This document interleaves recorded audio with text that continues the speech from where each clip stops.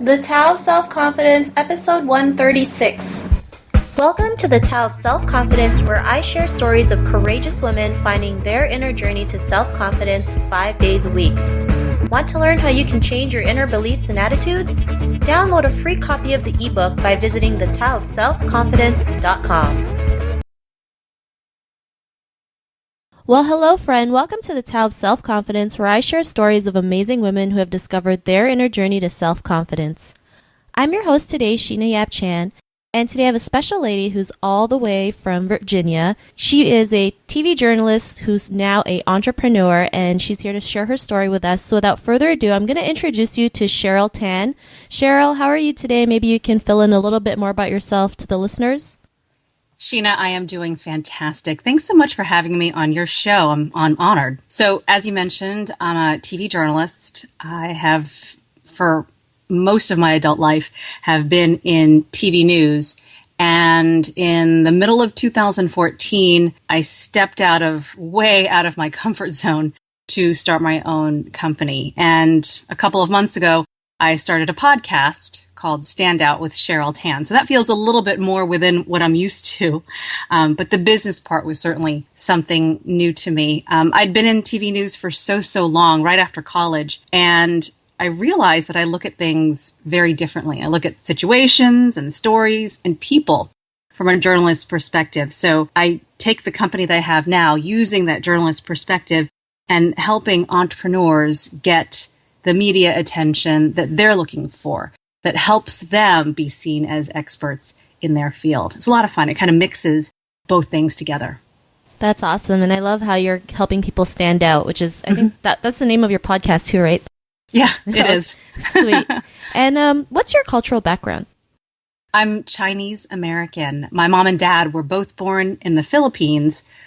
We're Chinese, and they moved to New York City a couple of years before I was born. I was born in New York, and I grew up in Virginia. Awesome. And, I'm also Chinese, born in the Philippines. So it's such a, it's cool when I get to hear where people are from and what their backgrounds are. And, you have these common things. So it's pretty cool to learn that. And what would be your favorite self-confidence quote? I love this one. It's from William Jennings Bryan.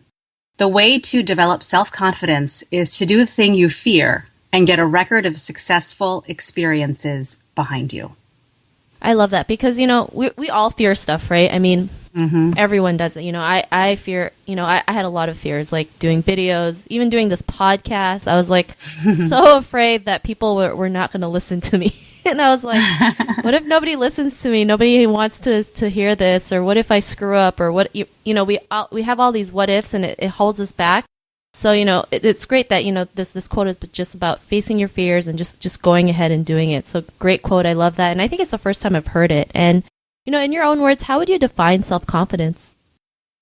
Well, the reason I love this quote is because you, in my opinion, need to have some wins. You need to get some wins on the board to get the confidence to keep moving you forward. So to me, having self-confidence is being in a place where you don't care so much about what other people think. Like you're pretty cool with what it is you're doing because you're on the right track. And that track means that you're also being true to yourself, as well as following a path that will provide you a better life for you as well as for your family members. But I think it's hard to get to the next step when you're constantly hitting a wall. So it's getting those building blocks of wins, things that are going right so that you can get that confidence to move forward. So when I started back in TV way back when, I had no idea what I was doing. I didn't realize how important mentors were, didn't have any connections. I didn't even have the right makeup help. I didn't know any of that. Didn't realize even how hard it was to get where I was. Didn't realize how much harder it would be to get to the next level. But each step of the way, I would find the pieces I needed. So I would get the small wins. And I probably should not have done it when I did, but I kept saying, all right, if this doesn't work, I'm going to do something else. But it was those small wins that would keep me going. So my first on-air reporter job was in Macon, Georgia. I had done a bunch of things, did a bunch of internships, worked with a bunch of people for free before getting that first job. But it was that first very low paying, but paying job in Macon, Georgia. But then while I was there, I met people, I learned, I reported, I wrote. I got a spot on the weekend anchor desk, and that was the next win. Then I got a spot as a main anchor on the main anchor desk. And then I got another job into another city in a bigger market. Each step helps build your confidence and then helps push you harder to make it to the next step. Like, I don't think that confidence is something that you have right away. I believe that it's something that you build up to. And as you get more wins on the board, you'll get more and more confidence to face more fears because, boy, everything is scary. I love it. And I totally agree, right? You just got to keep on doing it until, you just have to. Because for me, like, self-confidence is just a never ending journey. So you're always building it up and just having these small wins, whether it's making your first dollar or, like you said, having your first job. I mean, it's all wins, right? No matter how big or small they are. And I think, society just focuses on what we fail versus the small wins, which is why so many people are so afraid to do what they want to do. So thanks for sharing that. And what was your life like before your discovery of self-confidence? Well, you said it, Sheena, is that it's a journey. It really is. So I don't actually I don't really look at it like a before and an after, but more like a continuation. Like every day there's something new to learn. So I mentioned that I didn't have any connections in the beginning, like none, less than none. So what I did is I tried to make some. I tried to meet people very early in my career. While I didn't know people on air, I was able to meet some people through other people that I knew. So anyone who was even close to being in the news business, I talked to people at my college, anyone who was connected. I would say, hey, can I meet with them for coffee? Just to ask them stuff about this business I had nothing, like just no information about. And they would tell me a bunch of different things. Like I met with so many people, drove to different cities, just would pack up and say, Dad, I'm going. And they would tell me just a bunch of different things. The news business, it's cutthroat. You shouldn't get into it. Another person would tell me that I would get far because I was an Asian American woman. And then another person would say, oh, you're an Asian American woman. It's going to be really, really hard for you. Well, the thing is, if you listen to all of those voices, you're going to do nothing. You'll have this paralysis thing going. But believing in yourself means listening to some of the voices in your own head. And despite that, moving forward, but really just kind of blocking out what other people are saying and get your own wins in your own way. Awesome. And it's true, right? I mean, we can't let other people's perception get in the way of our dreams because, I mean, they're just other people's opinions. It's not real. You don't have to believe in them. You can choose what you want to do, right? So, I mean, what was that aha moment in your life when you realized, I don't care what people are going to say. I'm just going to be a news anchor no matter what. Like, what was that point in your life? Well, I think at that point I was on the path.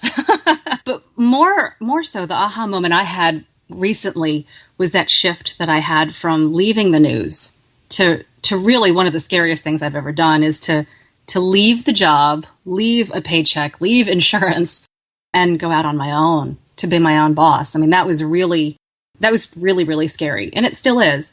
But my aha moment came, it was maybe 3 years ago, maybe a little bit longer. But at that time, I worked on the morning show, so my hours were very early. I would get to work at 3:30 in the morning. We'd be on the air at 4:30, and we were in the middle of a 4.5 hour block of news because that's where it's going. More news hours, and so my shows were 4.5 hours every weekday. And I was in the middle of one of those 4.5 hour news blocks one day. And I was like, this is crazy. I'm exhausted. I have 3 kids. So at night I was a bear to be around. And I just didn't feel like it was worth it anymore. It stopped making sense. While I love the people I worked with, I love what I was able to do, it just stopped making sense. And I felt in that moment, while I was doing the news, I was like, I can really impact more people positively with the skills that I have learned, the communication skills, the writing, the empowering skills, by creating something else, by leaving and doing something completely different. And so that was my aha moment from leaving something that I loved and had done for so many years to being my own boss. Awesome. Well, thanks for sharing that. And, what's your life like now after that discovery? It's a roller coaster, as you know. When you're your own boss, you are in charge. Your resume or your video reel, they don't define you anymore, because that's what I had before.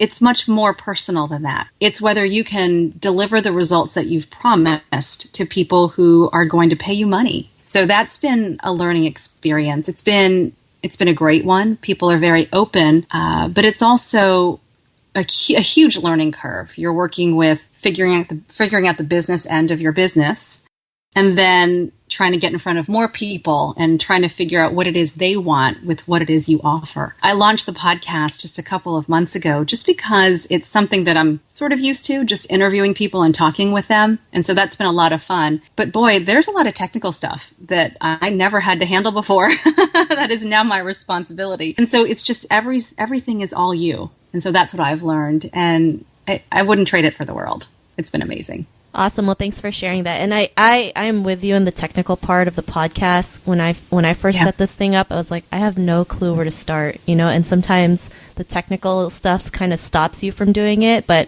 you just got to push through, and it becomes easier the more you do it, right? So I know what you were feeling. So Cheryl, to the woman who's listening to your episode, she may be in her own journey of self-confidence. What would be that one tip you would give to her? Well, I would first say is you are not alone. Sheena, you have amassed a Rolodex of so many powerful women. And that's the thing, is there are a lot of people who are in your same situation. So what I would say is find people who will, A, support you, B, challenge you, and C, help you to grow personally and professionally. And you'll be right there to help them as well. But it's finding people who can help you on your journey instead of, and it's the way it is, some people around you that you may know right now may just say, why don't you do something different? Why don't you get a job? Or why don't you stay where you are? And so it's finding the people who will help move you to the next level. And then maybe you can bring those other people that you knew in your life and bring them with you and bring them up. But it's finding those people to help you on that path. I love it, and it's so true. Having a support system can really, help you, lift you up when in times you need them, right? Because we all do, right? And that's why, having this podcast or just situating yourself with like-minded people will help you along the way. So great advice. And Cheryl, if our listeners want to get to know a little bit more about you and what you do, and maybe want to listen to your podcast, is there any links or social media profiles we can connect with? Absolutely. I would love if they did. My podcast is called Standout with Cheryl Tan, and you can find that on iTunes, or you can just go to my website, CherylTanMedia.com. And if you search Cheryl Tan, I'm on all the social networks, probably too many of them, but Facebook, Twitter, Instagram, all of that. So it's Cheryl Tan or Cheryl Tan Media. Awesome. Well, thanks for sharing that. And to our listeners, if you want to connect with Cheryl, you can also head on over to thetaoofselfconfidence.com and search for Cheryl's name. Her show notes will pop up along with everything else we talked about. And I just want to thank Cheryl for taking the time to share her journey and story with us. So thank you so much. Thank you so much, Sheena, for having me on your show. Not a problem. It was awesome having you on. And to our listeners, be on the lookout for another new episode of another amazing woman's journey to self-confidence. And we'll talk to you later. Bye for now. Thank you for joining us on another episode of The Tao of Self-Confidence. Visit thetaoofselfconfidence.com for links to everything we chatted about today, as well as killer resources, gifts, and so much more. Subscribe to The Tao of Self-Confidence on iTunes or Stitcher to hear more stories of amazing women finding their inner journey to self-confidence.